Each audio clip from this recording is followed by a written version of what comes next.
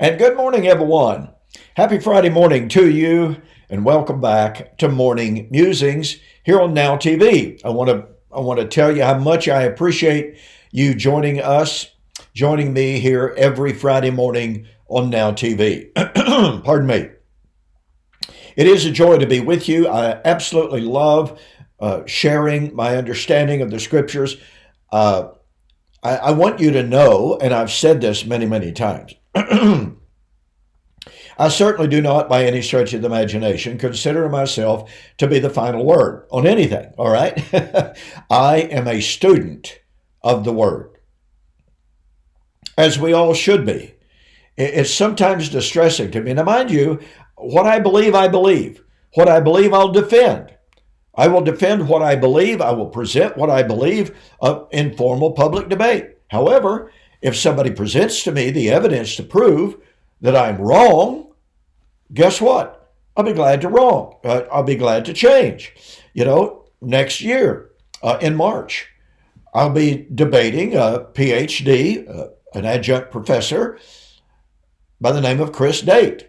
He's an amillennialist, and that will be a formal YouTube debate on standingforthetruthministries.com.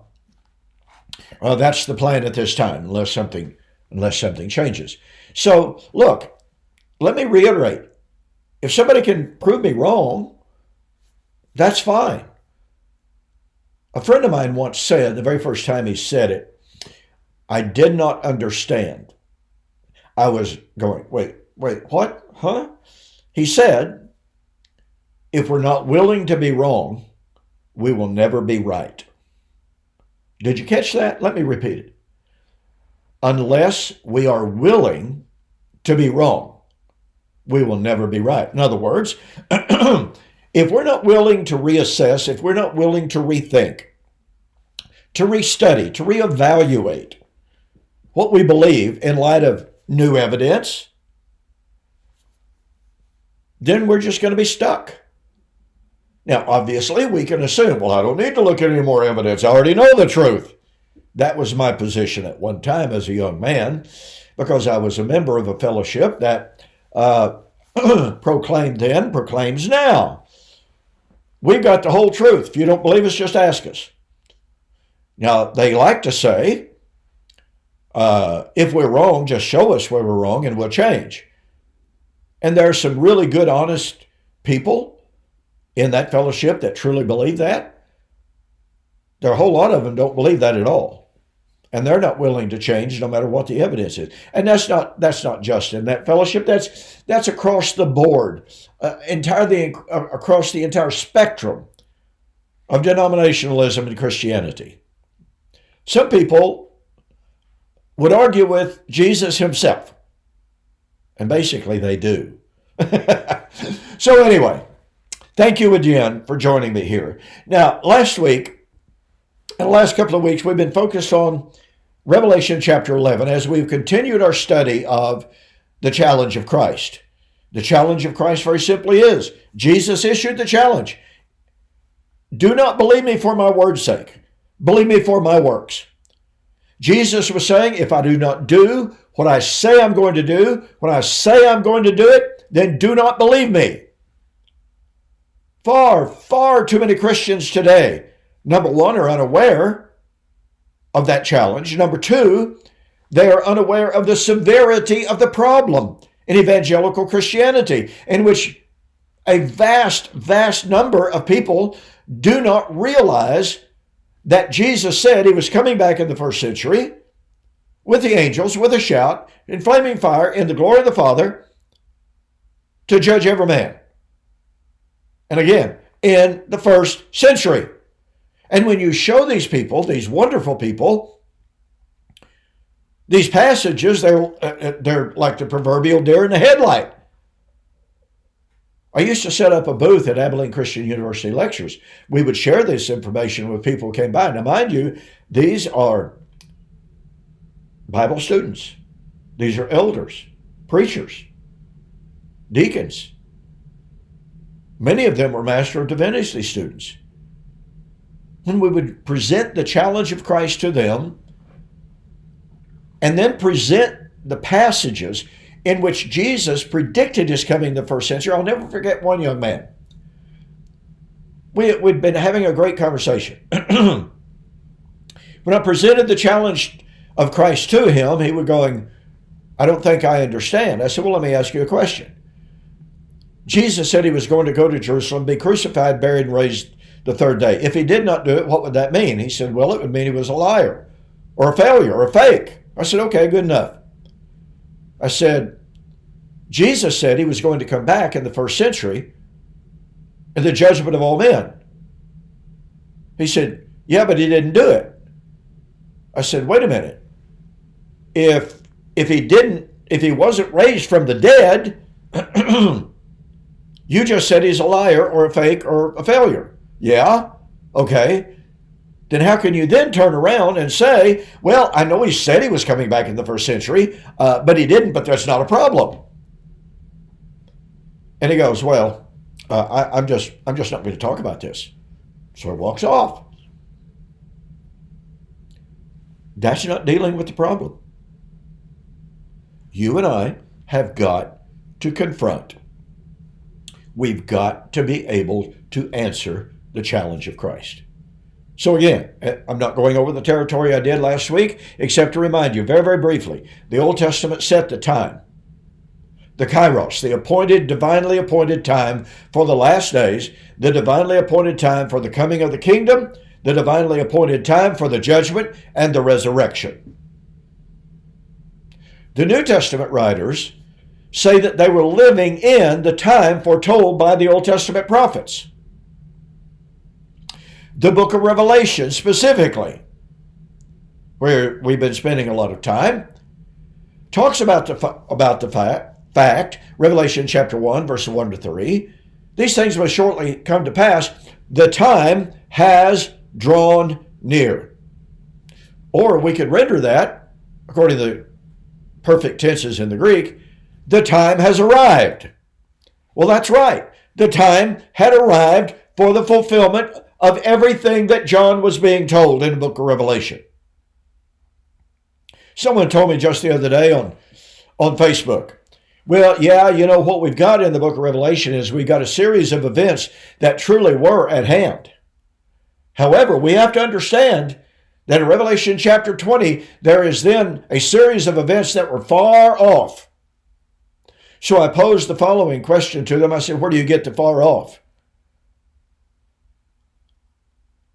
Revelation chapter 22 and verse 6, after describing the great judgment, the resurrection, the wedding of the Lamb, the coming of the new heaven and new earth, the angel says to John, these things, what things? What's the antecedent?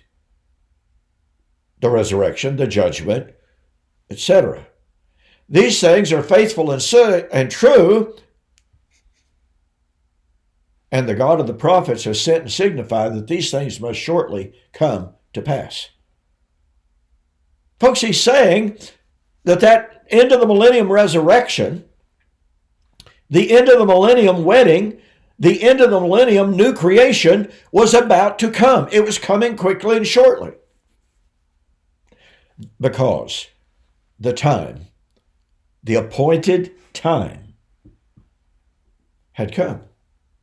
And so we've been focused a great deal on Revelation chapter 11, verse 5. We talked about last week that Revelation chapter 11 says that in the sounding of the seventh trumpet, what's the seventh trumpet? It's the last trumpet, which Paul designates as the time of the resurrection. Okay? So at the sounding of the seventh trumpet, the mystery of God would be foretold or fulfilled. Well, catch the power of this. Daniel chapter 9, verse 24 said, 70 weeks are determined to seal vision and prophecy. That means to fulfill all prophecy and thus bring the prophetic office to its close. In the days of the sounding of the seventh trumpet, the mystery of God foretold by the prophets. Now watch this. In the days of the sounding of the seventh trumpet, the last trumpet, the time of the resurrection. You would agree, wouldn't you, that the time of the resurrection is the time of the fulfillment of all things? Yeah. Sure enough. I don't know of anybody basically, really, I don't know of anybody that disagrees with that. Okay, so the resurrection is the time of the fulfillment of all prophecy. The resurrection would be in the last seventh trumpet. That's when the mystery of God foretold by the prophets would be fulfilled. Revelation chapter 11, 15 and following. The seventh trumpet is sounded. What happens in the sounding of the seventh trumpet? Well, let's read it again. I have the King James Version. I normally read from the New King James Version. I don't have an ulterior motive in choosing the King James, okay? It just happens to be laying on this desk in my studio. All right, verse 18. The nations were angry, and your wrath has come. I shared with you last week a great deal about the time of the wrath.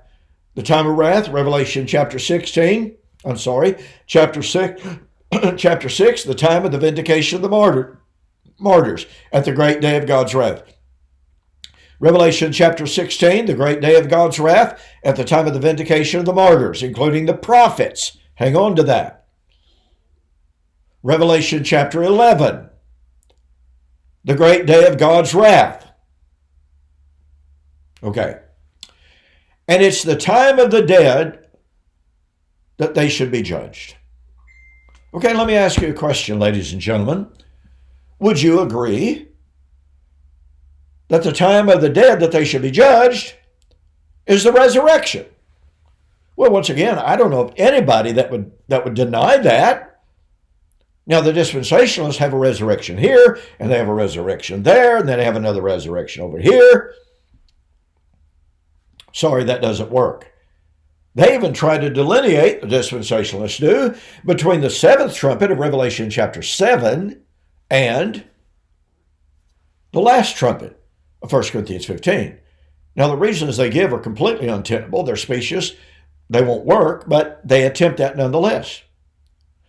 The seventh trumpet, ladies and gentlemen, is completely associated with the resurrection feast of Sukkot. Sukkot was the last of Israel's formal feast days. It was the feast of harvest. It was the feast of the ingathering. Feast of resurrection. By the way, I document this more ways than you can count almost in this book, Resurrection Feast Fulfilled. I introduced this book at the very first day, on the very first day of November 2023. Introductory special, $22.95 postpaid, okay? I am continuing that introductory special through the entirety of December 2023, U.S. orders only. I cannot make this offer anywhere outside of the continental U.S. at all. Hawaii, Alaska, okay. But outside of the U.S., no, I'm sorry, I just can't do that. Now, if you want a copy, the Kindle, it's available on Amazon, okay?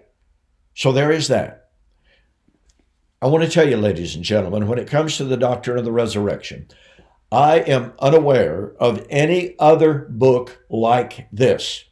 There are all sorts of dispensational books on the feast days trying to convince us and you, God's final three feast days are yet to be fulfilled at the end of the Christian age. Ladies and gentlemen, the feast days have nothing to do with the Christian age or the end of the Christian age. The last three feast days of Israel were about the consummation of Israel's age, the Old Covenant age, not the end of the New Covenant age,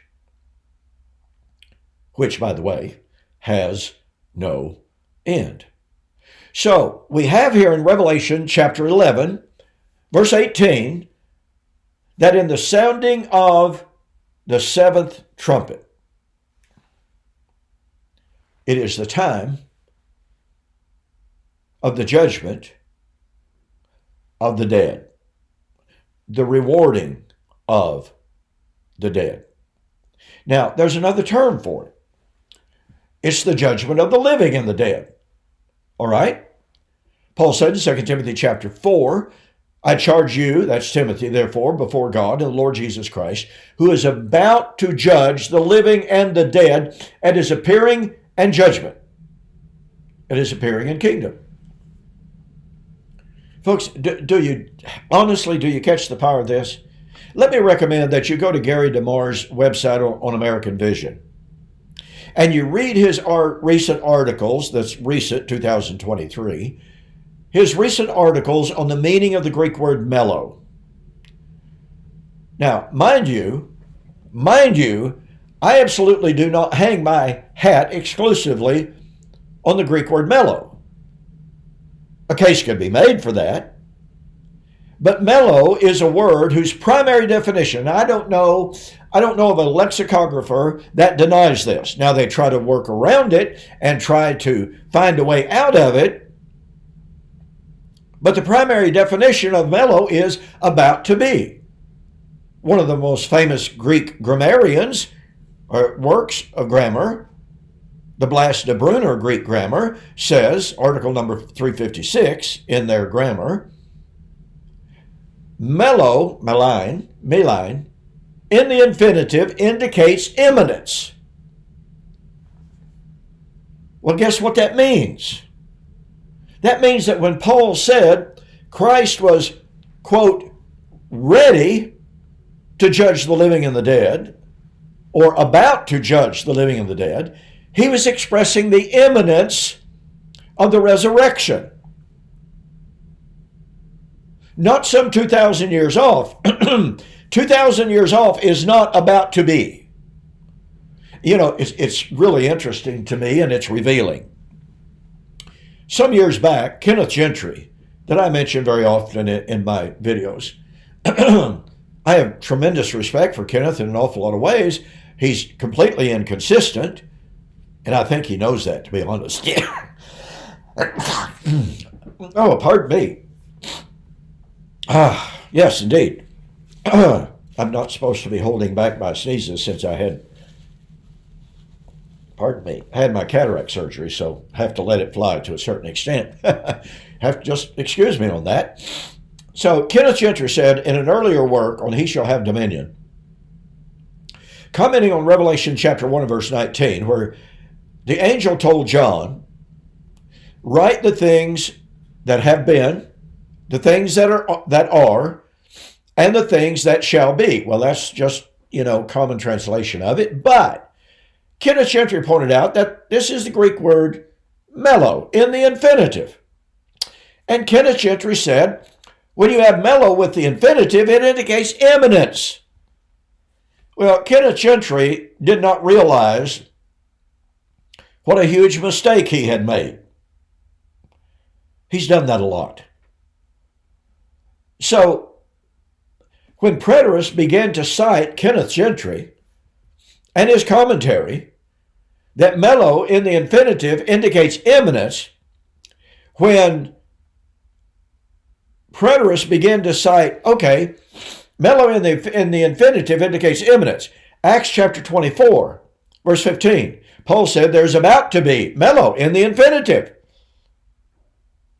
meaning that the resurrection of the just and the unjust was about to take place. Kenneth Gentry had therefore completely and totally entrapped himself and falsified his own eschatology.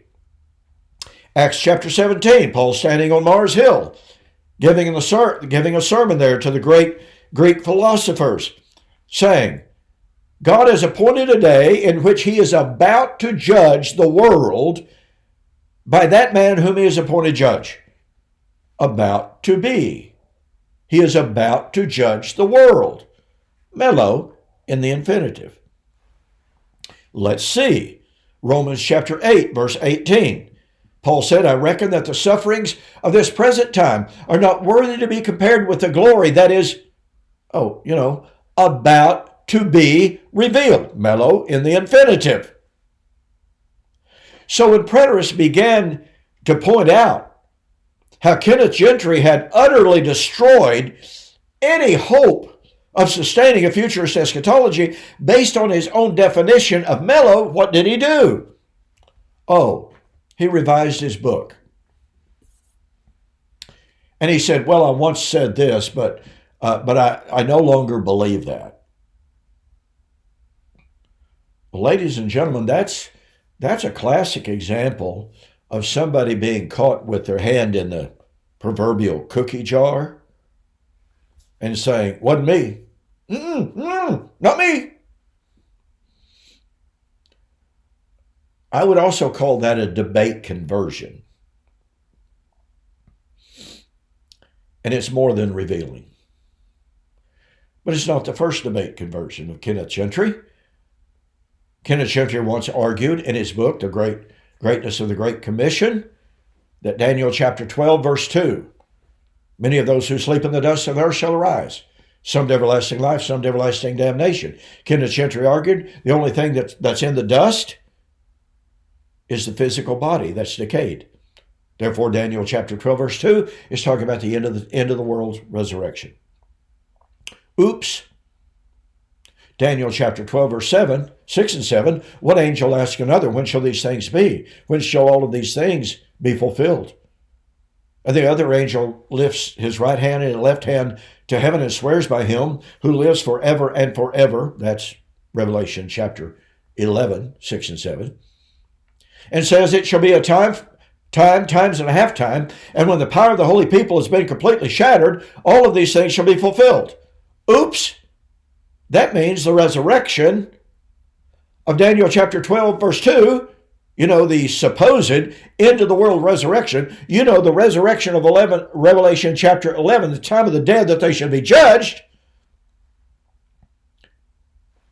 was fulfilled in AD 70 when the power of the holy people is completely shattered. So what did Kenneth Gentry do in a later work? In his later works, Kenneth Gentry now says, I take this to be a reference to the AD 70 spiritual resurrection of Old Covenant Israel being transformed into the spiritual body of Christ. Whoops. Entrapped again. Point being, ladies and gentlemen, Revelation chapter 11, verse 18 is an unequivocal prediction of the resurrection of the dead. Now, here's the problem. Skeptics, atheists, Jews, Muslims, agnostics, and most Christians believe that the resurrection is at the end of time, the end of the Christian age. Well, you see, an amazing number of amillennialists, Reformed amillennialists mostly, take the view that in Revelation chapter 11, verse 18, this is not the end of time resurrection. No. The resurrection of chapter 11, verse 18, is actually a resurrection that occurred in AD 70.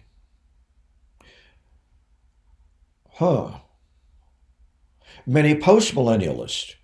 Keith Matheson once at one time held the view that Revelation 11:18 fulfilled in AD 70. Kenneth Gentry is on record. Now, who knows if he's changed his view by this time, of saying that Revelation chapter 11, 15 to 18, was completely about the end of the Old Covenant of Israel, Old Covenant age of Israel that ended in AD 70. Therefore, what does that mean? That means that AD 70 was the time of the dead that they should be judged. That's the resurrection. Because after all, the resurrection is the time of judgment, right? Matthew 25:31 and following, all the nations of the world shall be gathered before him. He shall say to those on the right, enter thou into the joys of the kingdom. Those on the left, depart from me, you workers of iniquity, I never knew you. If that's not resurrection, language and context, I don't know what it is. But you see, what did I mention at the very beginning of this program?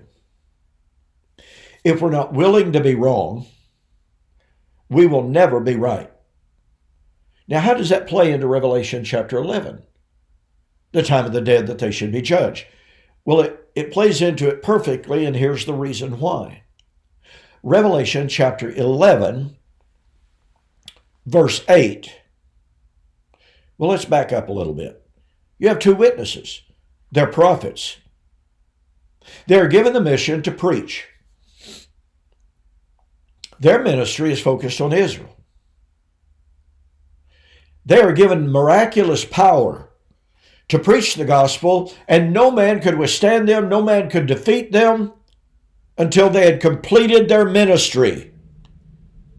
And then the beast and the prophet rose out of the pit and killed them, and their bodies lay in the street of the city, spiritually, please catch the power of this, spiritually called Sodom and Egypt.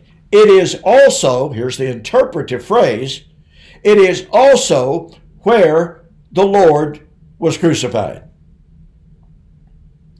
But what happens to the two witnesses?